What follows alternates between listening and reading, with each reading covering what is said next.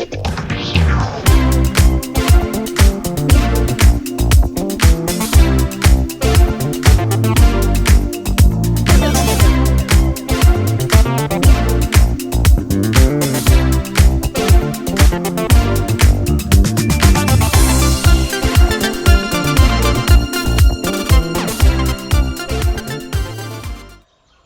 up, Average Dad fans? Welcome back to another video, and it's a video you want to see. The Vivo X100 Ultra versus the Vivo X200 Ultra.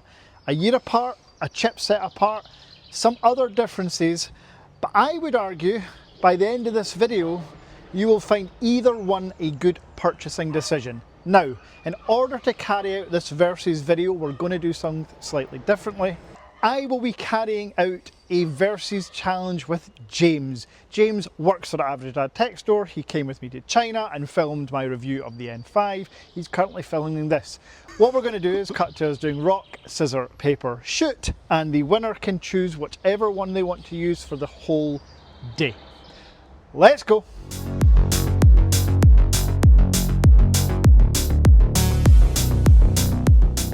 One, two, three.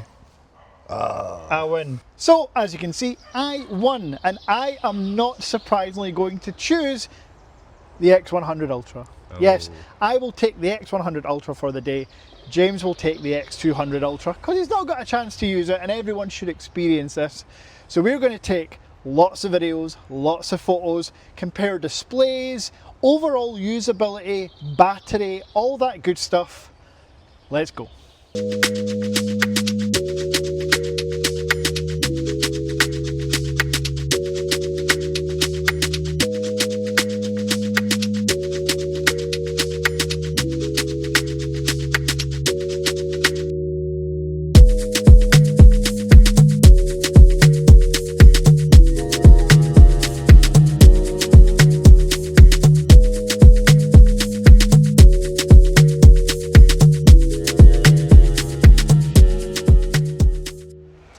Now, in terms of one of the key features of any smartphone, you want stunning displays. The Vivo X200 Ultra comes with one of the best, if not the best on the market. 6.82 inch, 120Hz, Super OLED with 4,500 nits of peak brightness. However, the Vivo X100 Ultra has the same specifications, Quad HD as well, with a slightly lower 3,000 nits of peak brightness. But as you can see, outside in the real world, you are never going to notice the difference. Both displays, hopefully you can tell, look absolutely stunning.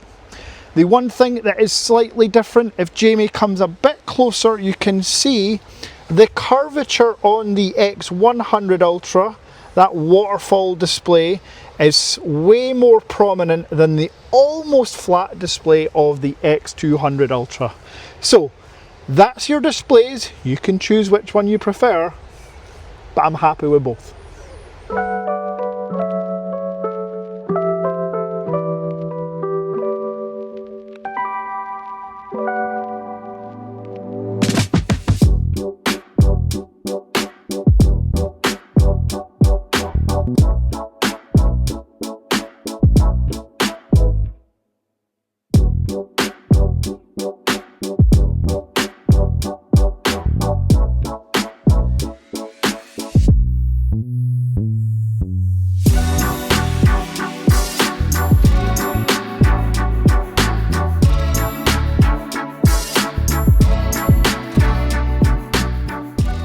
The next thing I want to discuss shouldn't take us too long, to be honest. It's design. Both of these phones share clearly the same design language. A nice large candy bar phone with an absolutely huge camera. Where the X200 Ultra takes it slightly further is with that camera bump. The near 3 or 4 millimeter camera bump is just super impressive to me. I like the design of this, and as you can see from the color in this sunlight, it absolutely pops.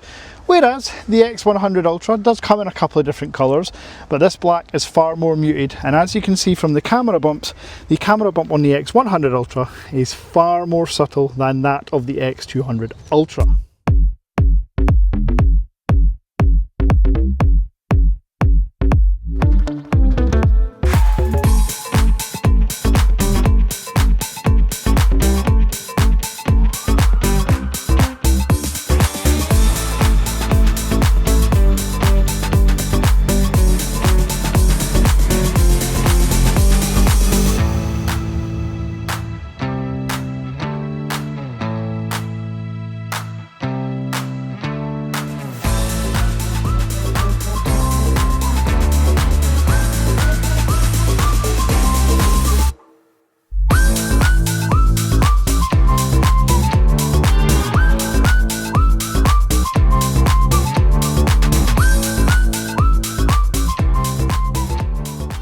So another area where you will definitely want to know which is best, or which I prefer, is battery. Luckily, both of these flagship phones have flagship silicon carbon batteries. The 1-year-old Snapdragon 8 Gen 3 powered 5500 mAh battery of the X100 Ultra is phenomenal. Efficiency, performance from the chip, no overheating, no issues whatsoever. Until the X200 Ultra came out, it was one of the best batteries out there, but now we've got an upgraded chipset to the 8 Elite and an upgraded battery capacity to 6000 mAh. Now what does that actually mean in real life? About an hour. Yes, you'll get 1 more hour screen on time from the 200 Ultra than you will from the 100 Ultra. However, just while I'm talking about chipsets, the Elite still seems to have some efficiency issues. Not really that noticeable, but the 8 Gen 3 just seems to be a very refined chipset paired with the large battery. However, still, as mentioned, about an hour between them. The one other thing I just need to close out with battery is wireless charging. Both of these flagship phones have wireless charging on deck. The X100 Ultra is 30 watts and the X200 Ultra is 40 watts of wireless charging, with both having reverse wireless charging capabilities, I believe up to 10 watts on both. Now, in terms of pricing, you obviously cannot get these phones for free unless you smash 75,000 subs, and I may give away one of these for free. However, both phones come on the Average Dad Tech Store, link in description, at roughly £140 to £190 difference. The X100 Ultra will start at £719, going all the way up to £959, and then you've got the X200 Ultra, which will start at £859, going all the way up to £1,059.